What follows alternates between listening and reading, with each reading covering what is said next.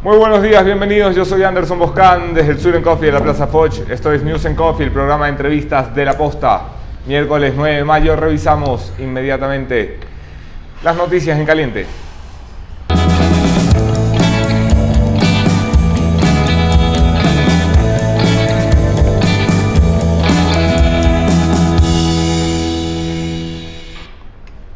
En caliente, el presidente de la República, Lenín Moreno, pidió la renuncia a todo su gabinete ayer temprano por la mañana antes de empezar este programa.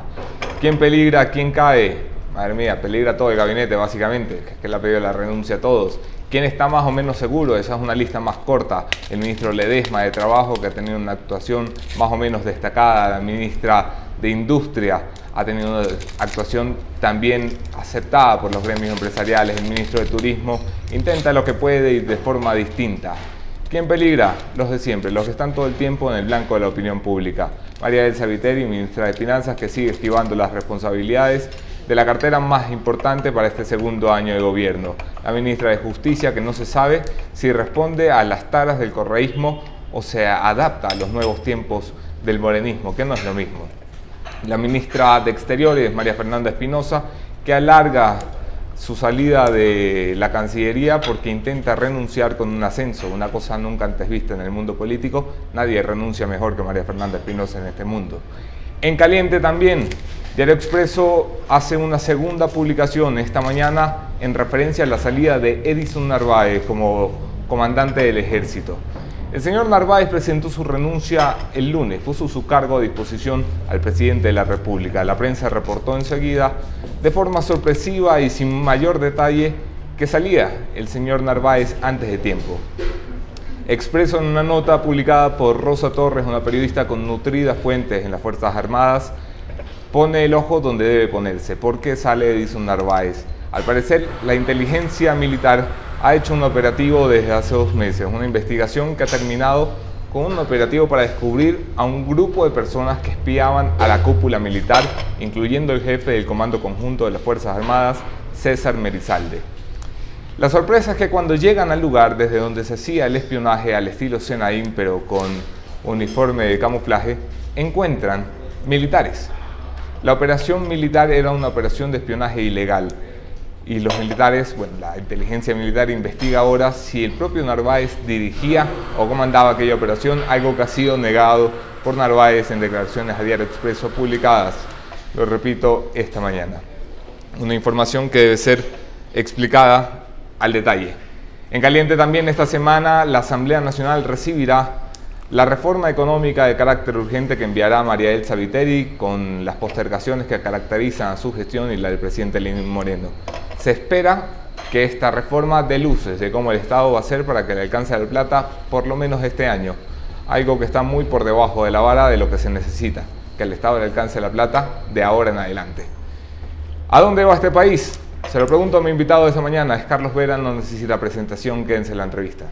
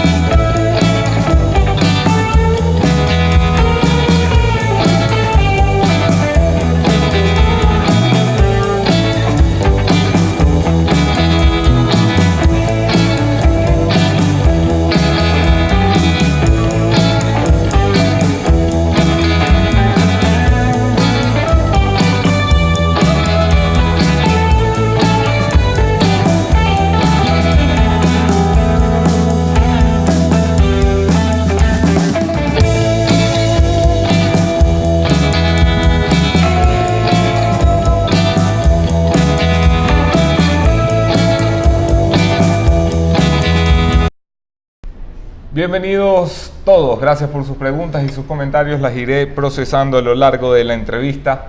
Gracias también por suscribirse a los canales de La Posta y compartir los contenidos. No saben cuánto nos ayuda. Bienvenido, Carlos Vera. Un gusto verte. El gusto es mío. ¿A dónde va este país? Debe ir a donde los ciudadanos querramos, porque Lenín Moreno lo está llevando a donde no se le dijo. Él es demasiado errático, inconstante y cíclico en el manejo del gobierno. Me preocupan sus cambios, sus aceleramientos, sus desvíos, sus frenos.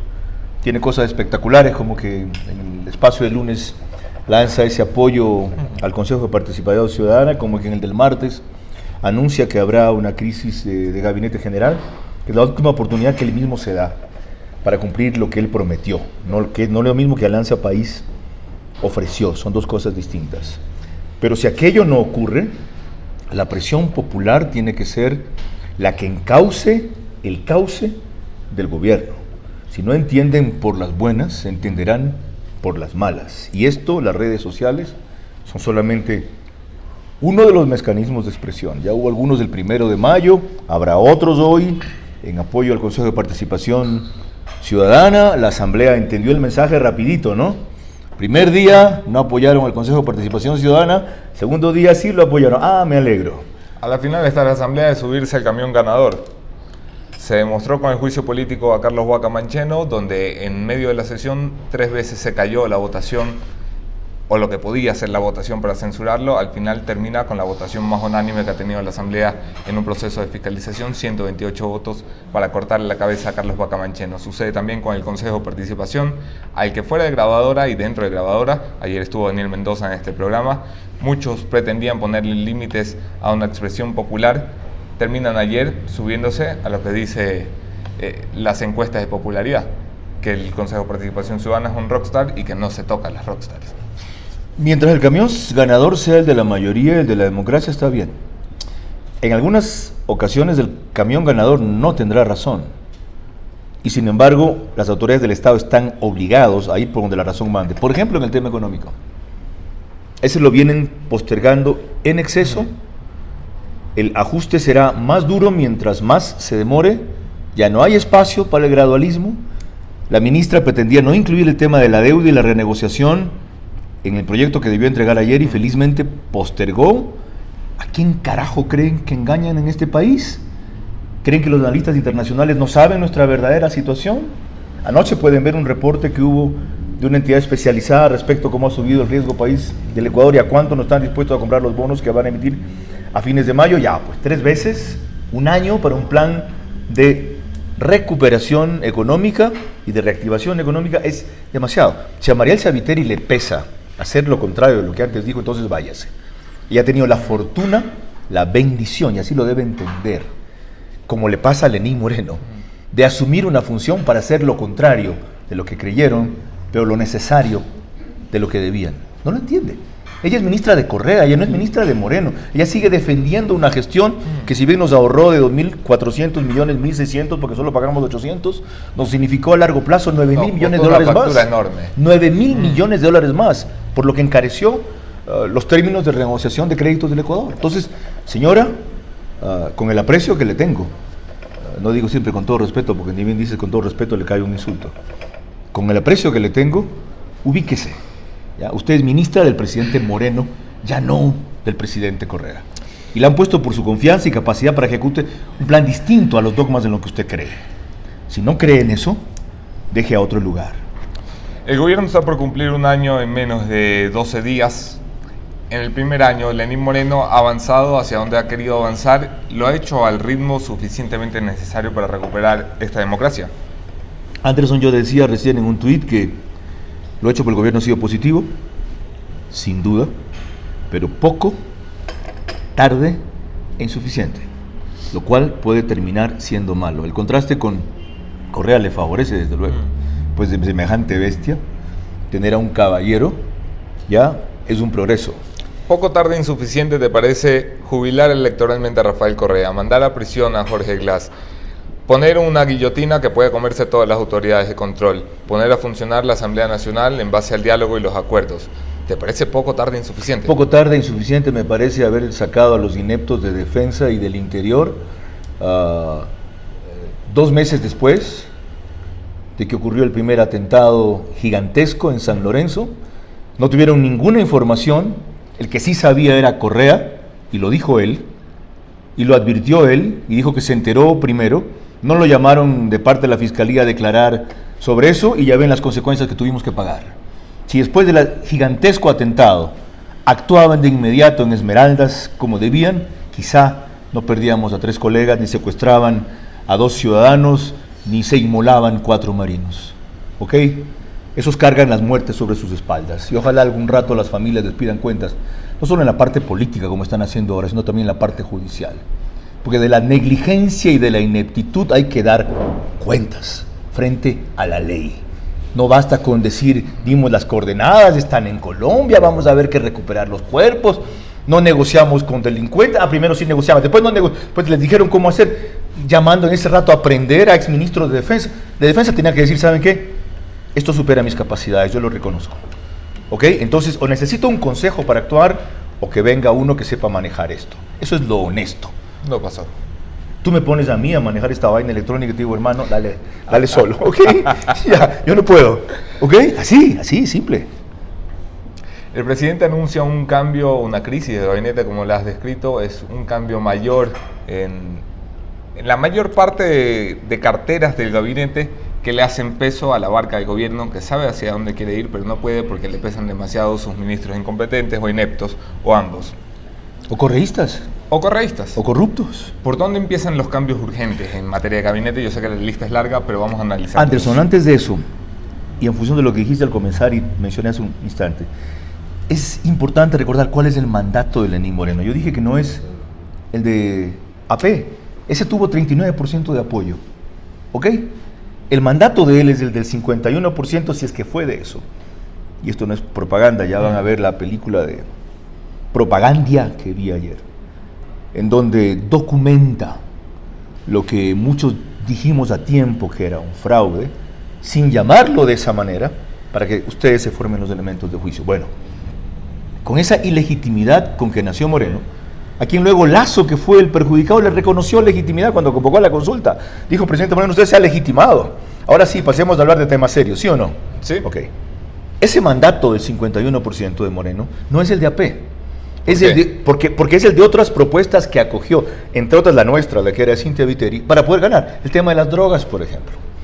El tema de las viviendas, por ejemplo. Es decir, él ganó porque incorporó otras propuestas a su mandato para tener otros votos de esos electores. Entonces su mandato no es el de AP, está usted equivocado. Y no es cierto cuando nos dicen, es que este es un gobierno de AP, de la 35, ¿qué más quieren? No es cierto.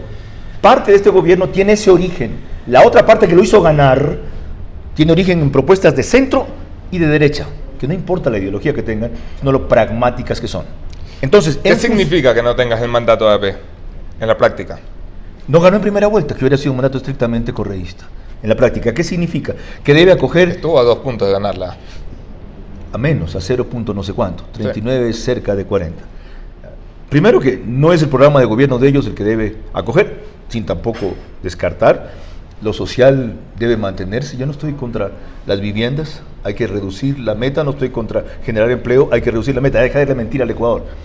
Y es una cosa que tenían que haber hecho en economía. Tan pronto llegaron. Señores, como la mesa no estaba servida, nuestra propuesta de 1 millón se reduce a 600,000 y nuestra propuesta de 600,000 se reduce a 400,000. Pues esto lo vamos a hacer. No lo hicieron. ¿Sabes lo que van a hacer en este mes? Van a pedir la revocatoria de mandato de Moreno, los correístas. Y con toda razón. Viendo su programa de gobierno dice esto, su propuesta y su acción de gobierno dice lo otro. ¡Tas! Revocatoria del mandato. ¿Pero por qué me fui a eso? En función de eso se debe dar la renovación de gabinete.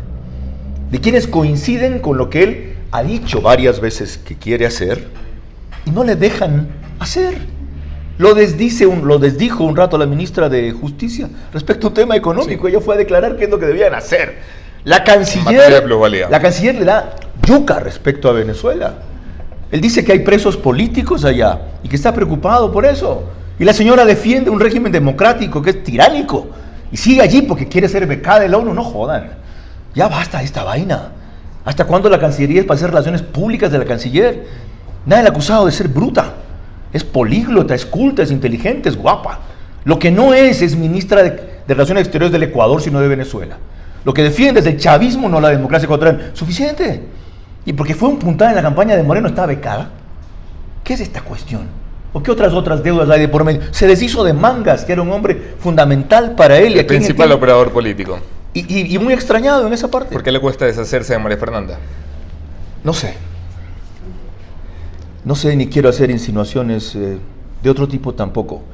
Sí sé el daño enorme que ella causa al país y que ella le causa al gobierno. ¿Qué te parece la posibilidad de que el gobierno espere para no decapitarla antes del 24 de mayo, como se ha prometido con la mayoría de ministros, y espera el 5 de junio la votación de la ONU, que se dice ya amarrada en favor del Ecuador, para que María Fernanda Espinosa se vaya a la ONU y nos deje suelta la Cancillería? Terrible. Primero porque la posibilidad de que no gane existe, aunque ciertamente la señora tiene buenas opciones, y con esa rival cómo no las va a tener, sí. Y con traicionar la propuesta de Honduras cómo no las va a tener, y si se dedica tiempo completo a eso y para eso usa la Cancillería y el avión a riesgo de que sí puede estar en 8 países a tiempo, cómo no las va a tener, ¿ya? Pero eso sería gravísimo, y lo otro sería dejarla sin piso. Qué pena, yo no sé si la ONU dice que no puedes optar a presidir su asamblea si no eres un canciller en funciones, no conozco esa parte. Pero serviría 30 días más, no importa cuánto tiempo. Estás privilegiando el manejo de la política internacional en función de los intereses de María Fernanda Espinosa y del chavismo en el cual ella cree, y Lenín Moreno ha declarado no creer, del cual se ha apartado con tibieza, pero se ha apartado. Ya nos abstenemos en la OEA, no votamos por Venezuela como antes, o sea, ya tenemos un poquito de vergüenza. ¿Ok? Entonces, en función de eso, se debe dar esa renovación de gabinete. El presidente se ha creado a sí mismo esa oportunidad, lo anunció muy bien ayer con Sebastián Roldán, que es de los buenos voceros, tipo inteligente, rápido, honesto, siempre y cuando no se deslumbre con el poder y la comience a embarrar ya. Es un hombre que tenía una empresa de estrategia política, sabe de manejo de crisis, no entiende de comunicación. Entonces, cuando no entienden de comunicación, hay que preguntar a los comunicadores, y por si acaso, no es ningún palanqueo. ¿Ya? Ni gratis los asesoraría. Si el otro día tuve una opinión respecto a Andrés Michelena también, que cree que la mejor política de comunicación es hacer lo contrario de lo que hace Vinicio Alvarado. No, Vinicio no era idiota, era corrupto, que es distinto. ¿Ok? Entonces, con que no sean corruptos y no sean mentirosos, bastante. Luis Eduardo Vivanco envía una pregunta. Hola Carlos, espero que te estén tratando bonito. La buena onda de Moreno y Nebot, ¿se va al carajo con la elección del municipio en Guayaquil? Moreno apoyando a Jairala y Nebot a Cintia. Para nada, enseguida dentro de eso. Termino con lo otro. Qué gusto, Luis Eduardo. Qué gusto. Sé que vas a estar en Castigo Divino con Bernardo Abad en Cuenca. Yo creo que hay ministros rescatables. Mencioné Ledesma de Trabajo, mencioné Eva García, mencioné Turismo, me olvidé de Pérez en hidrocarburos. ¿Qué ha hecho Pérez? Campana es el más destacado. ¿Qué Empezar a enderezar el sector hidrocarburífero, renegociar los contratos con las petroleras. Todavía sin éxito. Empezar a renunciar, todavía sin éxito. Es difícil. Denunciar ante la prensa, entonces, no ante las autoridades. Le falta, correcto. Es que nosotros somos los fiscales y el gobierno debería ser quien vaya a presentar las... Así es, correcto. ¿Ya? En funcionarios que no son del gabinete, Tame, ahí hay un caballero que está enderezando esa empresa, Moreno, que me parece un tipo que está modernizando CNT, y Edison Garzón, que es un individuo que me ha sorprendido en el manejo de empresas públicas. Y en Carondelet destacaría solo a Juan Sebastián Roldán. Vamos a pasar a la pregunta de Luis Eduardo para cumplirle, claro que sí, antes de que se aborde el avión. Ningún problema. Eso demuestra que los apoyos y las coincidencias con el gobierno son el aspecto positivo que pueda tener, y que eso no entraña acuerdos en lo electoral. Nos parece muy bien que pongan a dos de sus cartas fuertes en carrera para la alcaldía de Guayaquil. Uno es Jairala, traidor y corrupto, pero como no ha hecho obra en Guayaquil y sin mucha publicidad, la gente tiene una gran impresión de él, ya veremos en la campaña. Y el otro, José Francisco Ceballos, gobernador y presidente de Barcelona, que va a la prefectura, los dos con niveles de aceptación muy significativos en Guayaquil, lo cual hará la campaña de Madera de Guerrero y la 6 mucho más dura, pero en ¿les ningún asusta caso que no haya división en el voto? Porque entiendo, por lo que he conversado con vuestros asesores en el socialcristianismo y en Madera de Guerrero, les convendría una mayor fragmentación de votos. ¿No parece de momento un escenario? Claro que la va a haber. Creo pondrá su candidato. No hay nombre todavía. Pablo Arosemena es el que más suena. No, ahí. El PRE pondrá su candidato. Están estudiando una alianza con el gobierno. Hay otra fuerza adicional que pondrá su candidato, y aunque se polarice como se va a polarizar entre dos fuerzas, la obra de Jaime Nebot, el modelo eficiente, la experiencia que tienen los votantes de Guayaquil para elegir mejor y el arrastre de Cynthia Viteri harán el resto. Seguramente no tendremos el 60% como tenemos con Jaime Nebot. ¿Les asusta? No, pero de 45% no bajamos. No nos asusta, nos desafía. ¿Cómo es posible que un modelo de gobierno, aunque sea local, que se declara exitoso con hechos para probarlo y que ha funcionado durante 20 años bien y estable Más. en una ciudad, en Guayaquil, no pueda extrapolar eso a un país como una fuerza política que se cree y decirle al país: aquí hay un modelo exitoso que te proponemos como un modelo de oposición? Por la envidia y el regionalismo. Y porque el PSC decidió recluirse en el cantonismo. Por esas dos cosas. Y están muy cómodos allí. No, incómodos, y desde la última campaña empezamos a crecer. Yo no soy afiliado al PSC. Yo fui su crítico mientras la línea fue de Febres Cordero. Y la apoyo porque mantiene la línea de Nebot. Yo soy militante de Madera de Guerrero, que aunque digan que es lo mismo, no, es distinto. Madera de Guerrero es algo muy hecho a la línea de Jaime Nebot, con la cual coincido en la mayoría de aspectos y discrepo en la minoría de aspectos. Ese error se cometió, enclaustrarse allí. Pero desde el 2013 la cosa comenzó a cambiar. Otra vez le pasó a Nebot el tren en la última elección y no quiso ser candidato. Otra vez muchos empiezan a pensar en lo mismo. Pocas veces he visto un líder al cual le pase el tren tantas veces y no se quiera subir. ¿Y ahora? Yo dudo que eso vaya a ocurrir. ¿Por qué sigue actuando como candidato presidencial? Porque un líder nunca puede dejar de mantener la expectativa presidencial si lidera una fuerza nacional o retoma una figuración nacional. Pero ¿Cómo es que una fuerza como el socialcristianismo, hablo por el socialcristianismo, me refiero también a Madera de Guerrero, que intenta darle la posta a una nueva generación? Está Cucalón, está Reyes, están un montón de cuadros que son una nueva vena de la fuerza social cristiana. ¿Cómo es posible que sigan dependiendo de la voluntad de Nebot para ir a liderar un proceso presidencial o no? ¿Cómo es posible que la mirada siga puesta en él y no en la nueva casta? Porque creímos en su fórmula y en su lógica y está funcionando. Aunque, como yo te decía, ese enclaustramiento me molestaba y eso del líder cantonal me emputaba. Resulta que el líder cantonal del mayor cantón del país, con cerca de 3 millones de habitantes, líder cantonal. Ok, me molestaba. La idea de Jaime Nebot, señores, nosotros vamos a contribuir al país primero mostrándoles cómo se hacen las cosas, probando que se puede y funciona. Inclusive decía él en el discurso del puente el jueves pasado: aunque el gobierno nacional sea malo, si el seccional es bueno, honesto y eficiente, salimos adelante. Y mejor si el gobierno nacional es bueno. Y luego, con el aval de eso hecho, no de eso dicho, vamos a plantear el modelo. Y eso es lo que se hará en la próxima etapa. En una primera, se lo apoyó a través de una propuesta cercana a nuestra, que era la de Guillermo Lasso. Y en una segunda, ya se encarnó en una persona directamente nuestra, que era Cynthia Viteri. Y en esta próxima, no dudes que vayamos a tener candidato propio. Y a esa gente lo que yo le digo es, tampoco estemos todo el día esperando, Nebot, ¿cuándo Nebot? Y si Nebot no funciona, hay un vacío y un receso enorme. ¿Y el resto? O sea, el resto tiene que irse preparando. A eso voy, hombre. Sí. O sea, ¿cómo pueden depender de la voluntad del líder? O sea, entiendo que Nebot es un líder de competencias inigualables, pero es que tiene mucha gente allí que puede tomar la batuta y que puede dirigir un proceso. Porque la voluntad del líder usualmente es acertada y sabia. A mí me ha costado también entender y aprender eso. Pero he aprendido que muchas de las cosas en las cuales discrepábamos él tuvo razón. Hablaba de regionalismo. Llegó el momento del parteaguas. El señor se va el próximo año. En Guayaquil, por más que venga la mejor administración, va a haber un vacío y un bajón inevitable. Un liderazgo como el de él no se puede suplir con otro igual enseguida. Entonces, hay que armar un equipo que venga a llenar el vacío. Y la gente que está en carrera, comenzar a hacer carrera profesionalmente. Menciono 2 nombres de perspectiva nacional ahorita, 2.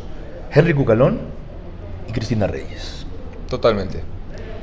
Hablabas de envidia y regionalismo. ¿Cómo puede un partido que se ha refugiado durante 20 años en un cantón de la costa salir a intentar liderar un proyecto nacional si no cuenta ni con el aval de la sierra ni con el aval de un punto geográfico vital para cualquier elección, Manabí? Si no contaba, porque ya expió sus pecados, porque ya pagó sus culpas, ya lavó sus trapos sucios, ya tuvieron tiempo para los que fueron corruptos meterlos a la cárcel y no los pudieron meter, y el liderazgo en Manabí, que hundió ciertamente al PSC, se extinguió. Sé que quiere volver, algunos de ellos tienen el derecho a volver.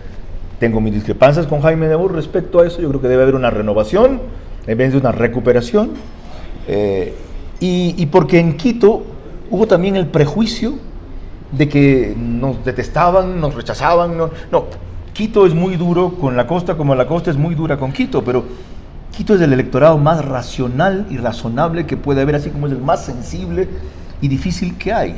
En la elección anterior, y se lo comenzaba Jaime Nebot, 38% decía en Quito que estaba dispuesto a votar por él si fuera candidato, aunque él decía diciendo que no era candidato.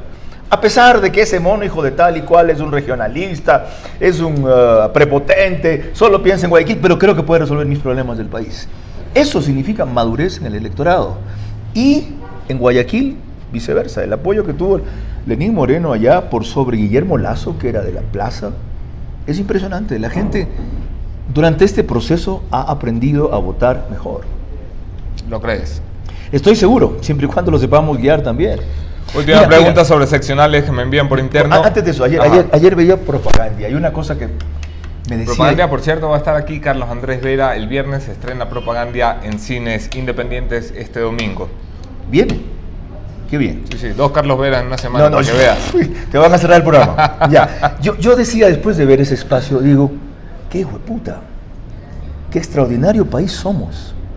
¿Cómo aguantamos sin rendirnos ni vencernos 10 años de ese nivel de opresión, de persecución, de sitio, de miedo, de cerco? Qué extraordinario que es el Ecuador.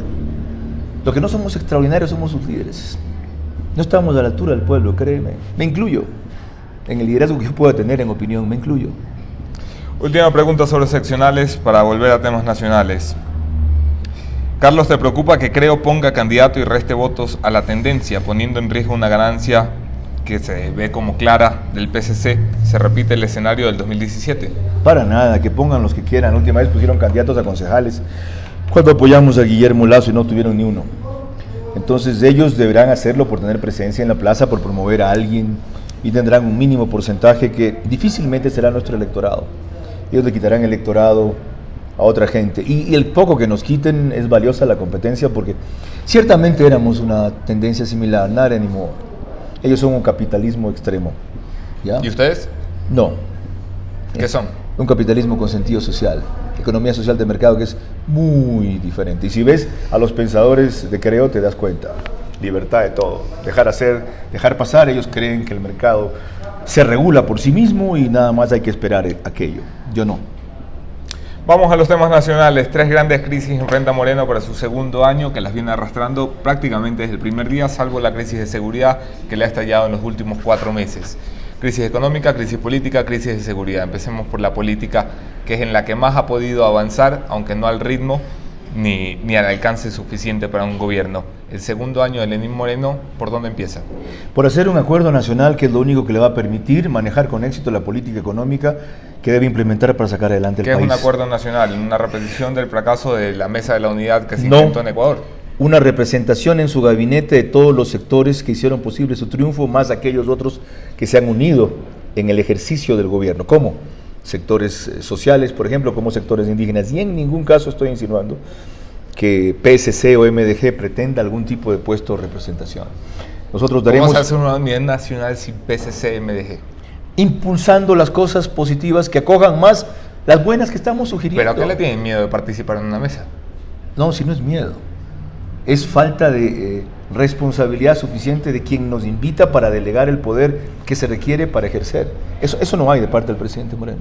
No hay. No estamos pensando en 2000, ¿cuánto es? ¿21? No, en Guayaquil para nada. O se hace eso, Arneson, o se va para el carajo el gobierno y con el gobierno el país. A Moreno lo quieren sacar, ya sea por la revocatoria del mandato, por su desgaste de salud o por su cansancio.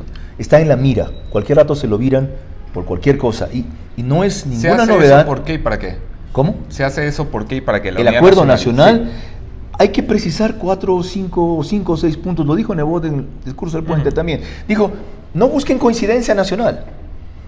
Busquen consenso en base a 4 o 5 cosas en que estamos de acuerdo. Atraer inversión, generar empleo, reducir pobreza, que de alguna manera son todas las cosas la misma, garantizar seguridad, resolver conflictos en democracia, consolidar institucionalidad, reactivación económica con un plan a 4 o 5 años. That's it. Se acabó. ¿Se puede recuperar la institucionalidad en un país que tiene una Fiscalía General con una cabeza de transición acéfala? Una Contraloría con un subrogante durante casi un año, acéfala. Una Procuraduría acéfala durante 11 años, ese no importa que se haya ido porque siempre estuvo acéfala. Defensoría del Pueblo, acéfala.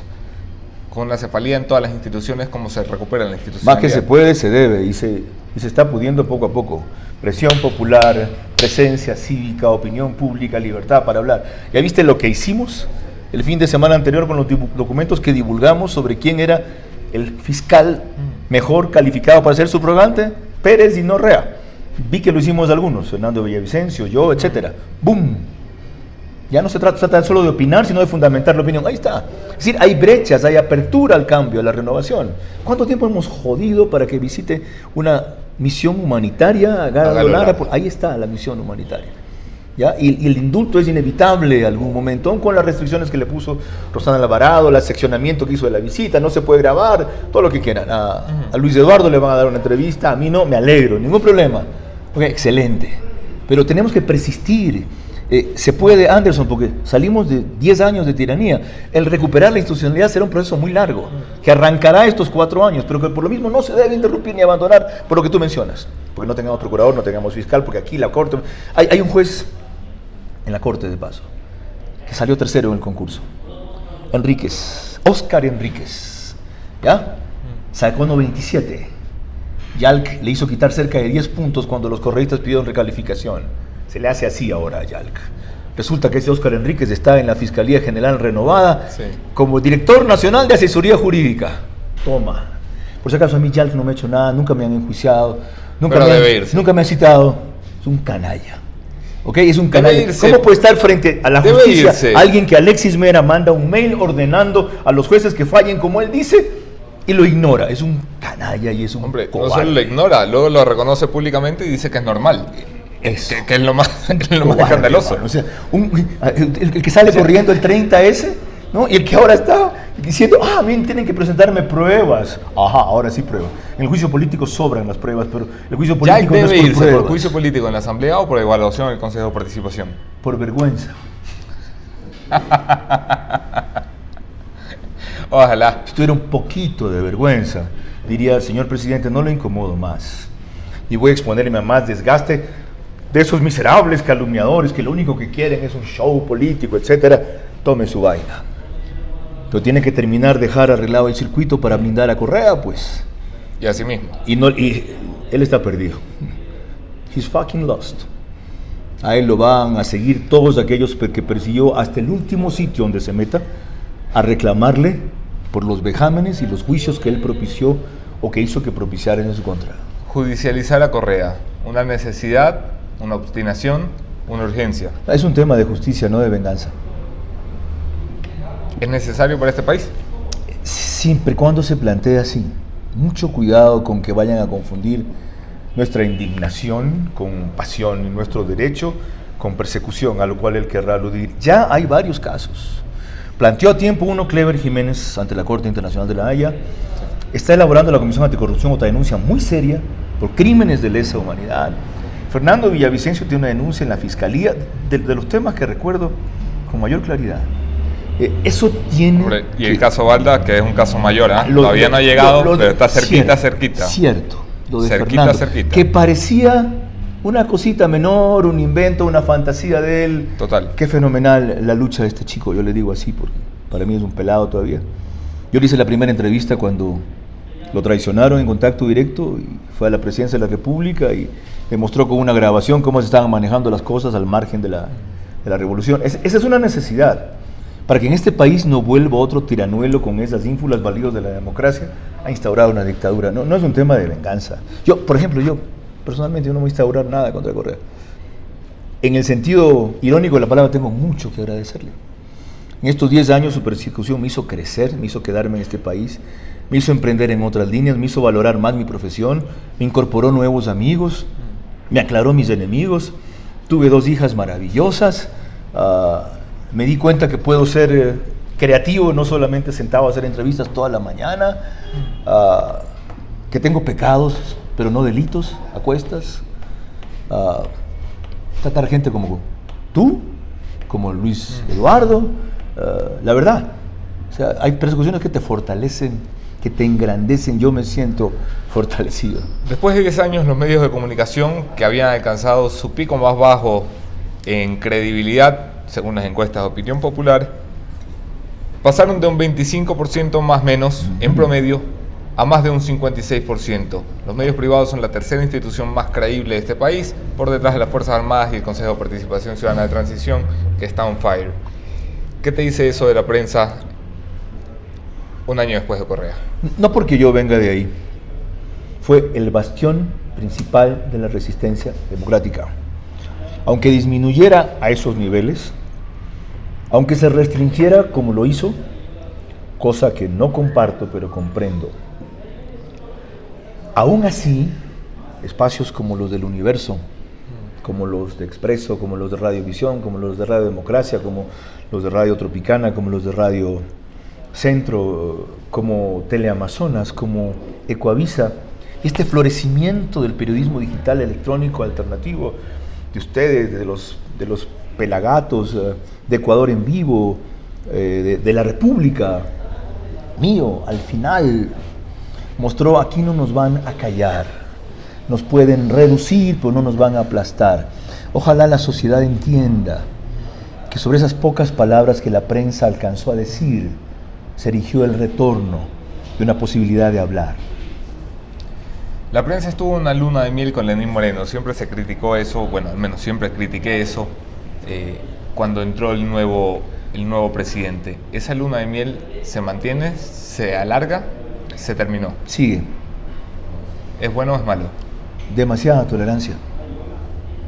Demasiada tolerancia. Y él no la está procesando como debía, y sus operadores de comunicación también se están equivocando. O sea, siguen creyendo que con la pauta controlan nuestra opinión. No, ni la tuya ni la mía. Cuidado. Pretendieron votar 1.400 periodistas del Estado ahora. Ah, chucha, ahí se ajustan bien, ¿no? 1.400 periodistas de 3.000 en el Estado. Ahí sí la mitad del Estado la reducen. 50%. Machitos con los periodistas, ¿verdad? Yo no tengo empleados en el Estado, por si acaso, ni vivo del Estado. Ah, tuvieron que cambiar al día siguiente. Procesen bien entonces las cosas que van a decidir antes de actuar. Aprendan, consulten, vean, vivan, no se apuren. ¿Ok? A los medios no se los controla con la pauta, se los controla con la verdad, en el sentido de control o de una buena relación de doble vía, quiero decir. ¿Ok? No crean que hacer lo contrario de Vinicio Alvarado es ser bueno. Ya lo dije una vez. Entonces yo estoy indignado porque no hay una política de comunicación, alineamientos de comunicación. ¿Los grandes medios están alineados con el gobierno? No, tampoco a ese extremo. La luna de miel significa tolerancia, comprensión, apoyo. ¿Por qué? Porque la prioridad para ellos es que no vuelva a Correa ni un fenómeno como ese. Yo creo que nunca volverá. Nunca volverá. El correísmo tendrá en el Ecuador a futuro y siempre un espacio como el que le quedó al peronismo en la Argentina, pero disminuido. Más o menos 20%. Con posibilidad de crecer a 25%, correcto. Porque tomó la posición histórica de la izquierda, la tergiversó, y la izquierda, alguna todavía no entiende que la prostituyó. El peor favor a la izquierda lo hizo el correísmo, degenerando lo que eran banderas de reivindicación social y convirtiéndolas en corrupción. Entonces, pero yo entiendo y comprendo ese miedo, porque hubo medios que estuvo a punto de quebrar, otros que pudo cerrar y otros que obligó a vender. Señores dueños de los medios de comunicación, ustedes no se van a llevar la imprenta cuando se mueran. ¿Ok? No les va a entrar en el ataúd. Van a llevar la limpieza de su nombre, el honor de su medio, la viñeta de ahí arriba. Y hay gente como Galo Martínez Merchán que lo entiende. Ya. Brillante director, por cierto. Y valiente hombre. No, ¿Okay? Y brillante director, porque ¿Okay? siempre se atrevió a contar lo que debía contar sin tomar riesgos para la empresa y sus empleados. Y además, ese periódico fue los que resistió en la parte jurídica, no se sometió a todas las multas de la SECOM, no le hizo la venia a los $80,000 que quería sacarle Ochoa cada rato. ¿Okay? A la prensa libre le falta a veces creer un poco en sí misma, no darse cuenta de lo que son y no ejercer bien el poder que tienen y le has dado a la opinión pública. Desde hace 4 meses nuestras prioridades han cambiado. El tema de economía se mantiene en la prioridad ciudadana según todas las encuestas, pero asoma como segunda prioridad desde muy debajo, desde el puesto 17, la seguridad nacional. La seguridad nacional no entendida como los robos, sino la seguridad nacional, sí. Es el segundo puesto. ¿17? Es el segundo puesto. A ver, perdón. Pasó del puesto 17 al segundo puesto. Ha subido, perdón, no entendí bien. Ya. Pasó del puesto 17, bueno, eso te implica que no era algo que estaba entre las prioridades ciudadanas, a ser incluso más importante que la corrupción. Esto viene atado evidentemente a la crisis de la frontera norte, que conocemos bien, que ya sabemos qué se hizo mal, lo que queremos saber es qué se tiene que hacer bien. Respecto a seguridad, sí. Hacer lo que ha dicho el ministro Osvaldo Jarrín en principio, cambiar y redefinir el concepto y la política nacional de seguridad ¿Acertado el nombramiento de y Jarrín? externa. A todo el mundo le pareció acertado. ¿Estás aburridísimo? No. ¿No? Casi me tragas con tu bostezo desde allá. Ha venido con sueño. Si estás más cerca me tragas. ¿No estás atendiendo lo que digo? ¿Sí? ¿Qué dije ahorita? Disculpen la dirección. Aquí tengo una chica al frente que está grabando con los pantalones rotos y no se muere de frío. Segundo, volver a hacer que el Ministerio del Interior sea de gobierno y maneje la policía. Y no la maneje Carondelet, no la maneje el Ministerio de Defensa. Tercero, por Dios, no más leyes prodelincuenciales. Que se van a llenar las cárceles. Son las leyes prodelincuenciales. Aquellas que dejan salir. Me ha parecido un eufemismo de aquellas que dejan salir muy fácil a los delincuentes a cuenta de sus derechos humanos. ¿Y los derechos humanos de los ciudadanos a quienes agreden qué? Los delincuentes tienen derechos humanos, pues no pueden estar por encima, como ponen ciertas leyes, de las víctimas. ¿Qué ley la pone por encima? Esas que estipulan trámites y periodos muy cortos para dejarlos libres en 6 meses o 1 año, si no se sustancia todo el tema judicial. Y no se sustancia todo el tema judicial porque hay corrupción, porque hay lentitud todavía en los trámites o porque hay jueces comprados por los narcos. ¿Qué preferimos? ¿Que puede estar un inocente más de 1 año en prisión sin recibir un juicio ni una sentencia para evitar que un criminal salga a la calle? Ese caso es de las minorías. Ciertamente pasa, pero es de las minorías. Los inocentes no son la mayoría. Los que están presos son los delincuentes. Inocentes presos sí hay, como Galo Lara, por ejemplo, o como la señora que tiene cáncer, contra quien se le han cargado todos, la señora Astudillo, creo que se llama Carolina Astudillo, mientras otros dejan libres. Entonces, eso, leyes prodelincuenciales, abajo. Entonces, pues de este tema yo también discuto con Nebot, como tú conmigo. Digo, entonces vamos a llenar la cárcel, habrá que llenar la cárcel, Carlos Vera, ¿ok? Pero hay que llenar las calles delincuentes, hasta que haya un proceso social que combata la delincuencia atacando las causas y no los efectos. Y eso es largo, pero ¿por qué es largo? Comencémoslo ya. Y ahí viene el discurso de siempre.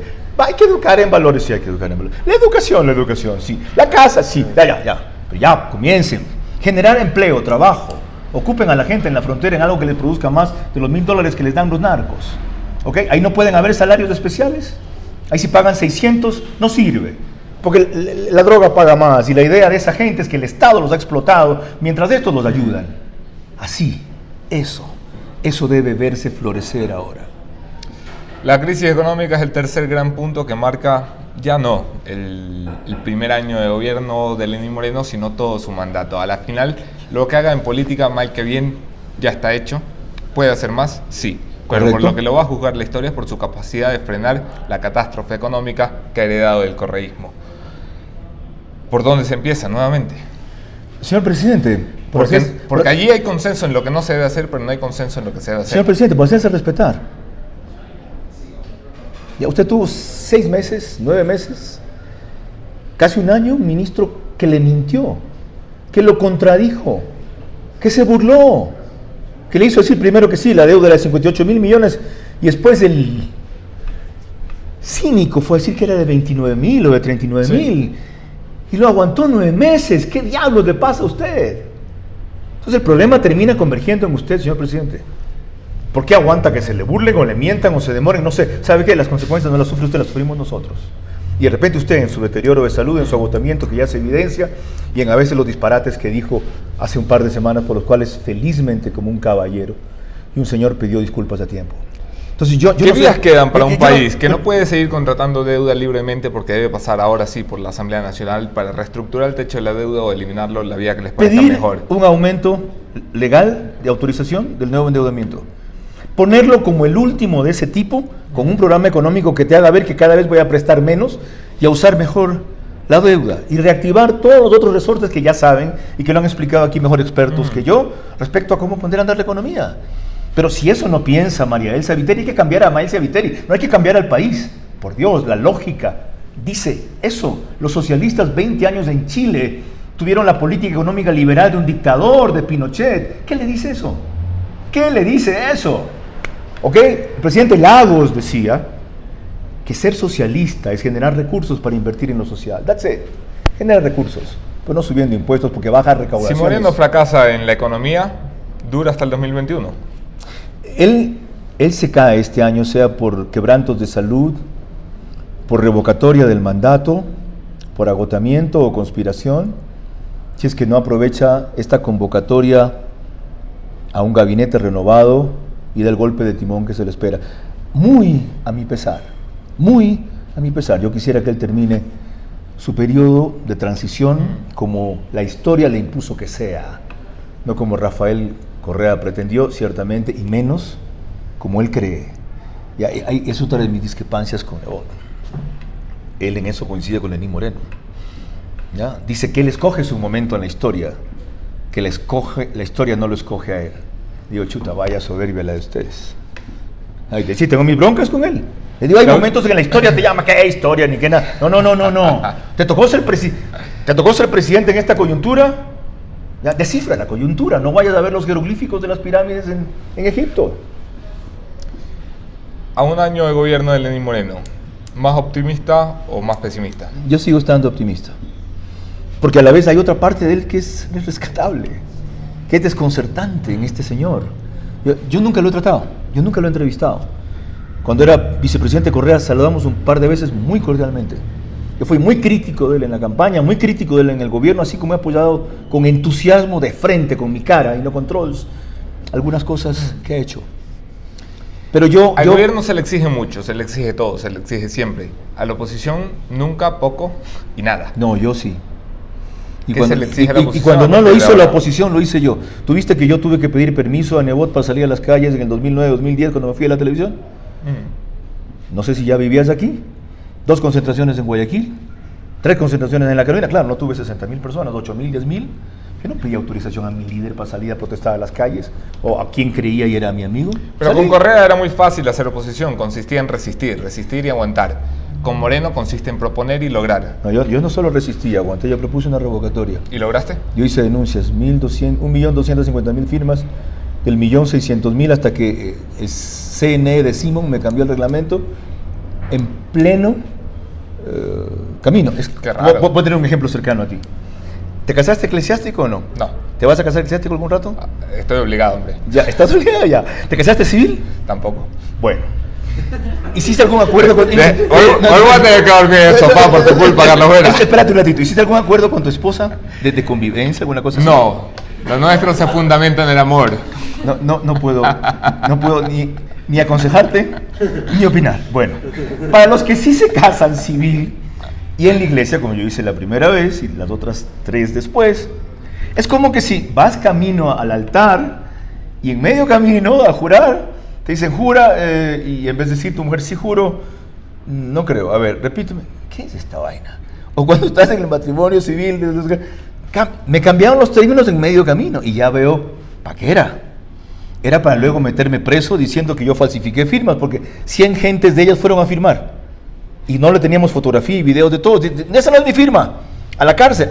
Yo tampoco les llevaba el gusto de hacer aquí lo que hicieron con la lista Tascón allá. Entonces no es cierto, y perdona que reivindique esto, porque no es verdad que la oposición solo resistimos, no es cierto.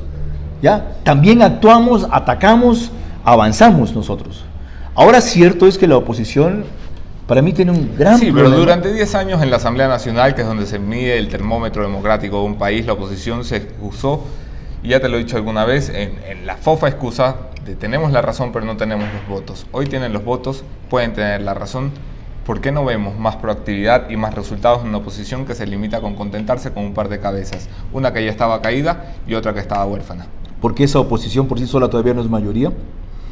Porque las coincidencias que se logran con sectores morenistas y a veces con correístas también solo son para temas puntuales que convienen a todos, y porque no hay suficiente presión, porque cuando la hay funciona, del Ejecutivo, que resulta ser presidente de su partido, para que sus asambleístas se alineen en la línea que el líder dice y no en la de que el prófugo manda. Eso falta cerrar. Luego lo otro, otras viejas rencillas, disputas, envidias. Que siguen poniendo por delante a los partidos antes que el país. A pesar de lo cual votamos en conjunto, por ejemplo, Creo y PSC, en varios temas en la Asamblea. Sí.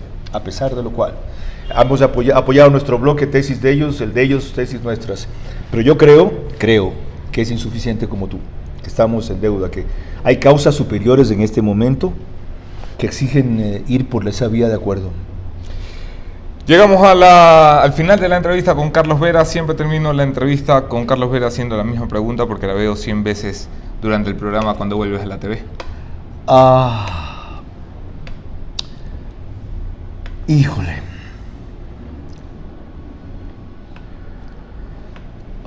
Cuando saquen la ley de comunicación, porque yo veo todavía muy frágil la posibilidad. Dicen que es este año.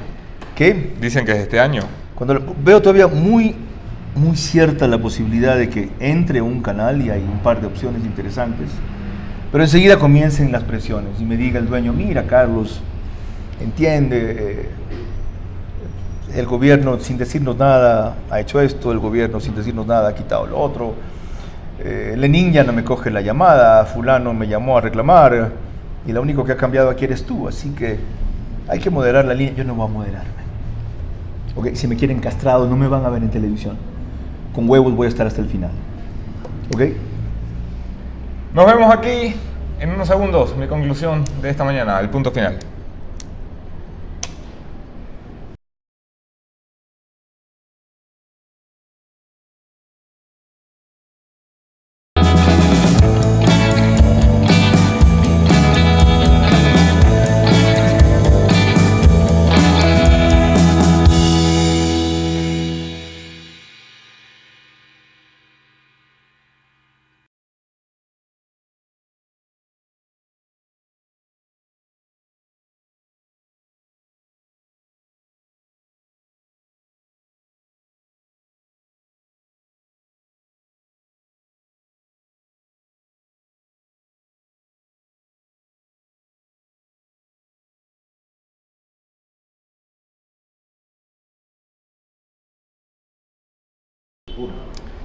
Las avestruces, que son las aves más grandes del planeta, suelen tener el tonto comportamiento de esconder la cabeza cuando sienten peligro, y escondiendo la cabeza en la tierra creen que el peligro desaparece porque ya no lo ven.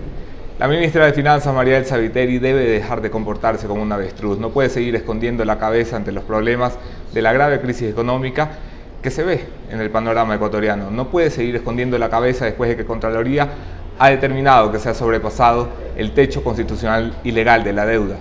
La ministra no puede seguir fingiendo que no ha pasado, que nadie se va a dar cuenta. No puede seguir diciendo cuando va al extranjero que se va a reunir con inversionistas y luego dejarlos plantados porque teme responder preguntas. No puede seguir diciendo que es ella la que maneja la política económica de este país cuando es una tarea indelegable del presidente. No necesitamos una segunda María Fernanda Espinosa, que cuando el presidente dice A, salga a decir B. Necesitamos que la ministra de Finanzas, que ha entrado en una cartera consciente de la situación que encontraba, no como el presidente Moreno, que dijo que se encontró con sorpresa de una mesa no servida. La ministra de Finanzas sabía lo que entraba. Si puede resolver la crisis, debe hacerlo ya. Si no puede, debe irse a casa. Si no sabe, debe pedir consejo. Si no quiere, debe dejar de responder al presidente Lenín Moreno y empezar a responder a quien parece que responde, el expresidente Rafael Correa, a quien intentó proteger con un boicot por parte del Ministerio de Finanzas, congelando las cuentas del Estado, como publicó este medio de comunicación antes de la publicación del informe de la auditoría de la deuda por parte de Contraloría. Señora ministra de Finanzas, no sea un avestruz. Con ustedes nos vemos aquí mañana, otro tema, otro entrevistado, mismo entrevistador. Yo soy Anderson Boscan y les agradezco por suscribirse a este programa, por compartirlo. Gracias Hyundai, gracias Surin Coffee, gracias a ustedes en especial. Mañana, Yadira Aguagallo, La pareja del fotógrafo Rivas, parte del equipo periodístico del Comercio, asesinado hace ya un mes. Aún necesitamos respuestas, nos siguen faltando 3.